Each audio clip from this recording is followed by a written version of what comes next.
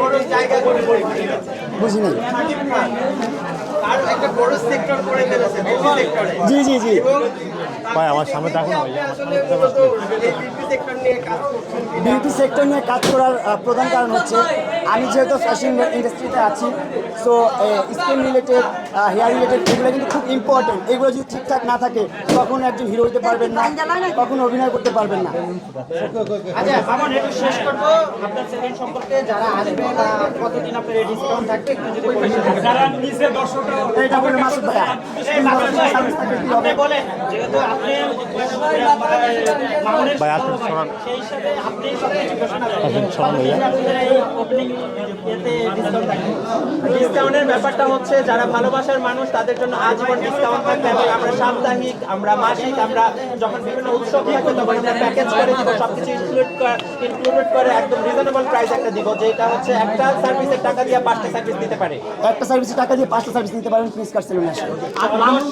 আর আমাদের এখানে হচ্ছে 400 টাকার যে একটা প্যাকেজ আছে, এটাতে হেয়ার কাট পাচ্ছেন, হেয়ার কাট পাচ্ছেন, উইথ ফেশিয়াল পাচ্ছেন, হেয়ার সেটিং পাচ্ছেন, অনেক কিছু সার্ভিস একসাথে আপনারা ইনক্লুডেড পাচ্ছেন। মামুন ভাই আপনার পছন্দের ভক্ত ছিল, ওদের জন্য কি ডিসকাউন্ট থাকবে, কত পার্সেন্ট ডিসকাউন্ট? ভালোবাসা তো সবাই, ভালোবাসার টানেই তো সবাই এখানে আসবে। মামুনকে যারা ভালো না বাসবে তারা তো আর তার দরজা পর্যন্ত আসবে না। ভালোবাসার টানে তো প্রত্যেকটা মানুষ আসবে। আজকে এখানে আমরা যারা আসছি সবাই তো ভালোবাসার টানে আসছি, কেউ কি অভিমান নিয়ে আসছে আমরা? আচ্ছা, আমার সেলুন নিয়ে শোয়েবে কিছু বলেন। এই তো আমার সেলুনটা নিয়ে শোয়েবে কিছু বলেন। হচ্ছে ব্রিটিশ নাগরিক হিসেবে একটু কিছু বলেন। এটা আমাকে সময় দিন। হ্যাঁ, উনি হচ্ছেন ব্রিটিশ নাগরিক, কিন্তু ভাই একটু দাঁড়ান।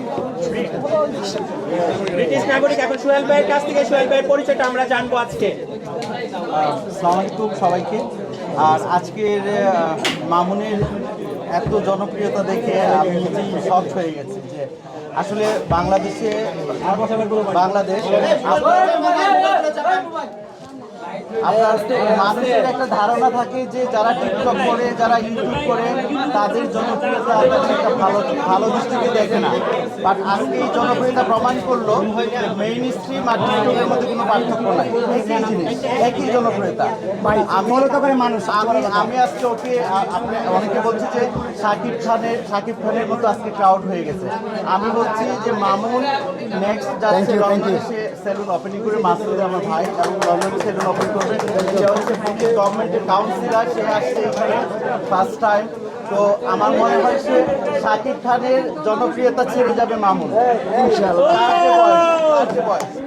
আর বিউটি সেক্টর যেটা বলবো, যে আপনারা অনেকেই কষ্ট করছেন যে ও কেন বিউটি সেক্টরে আসলো। ওর যে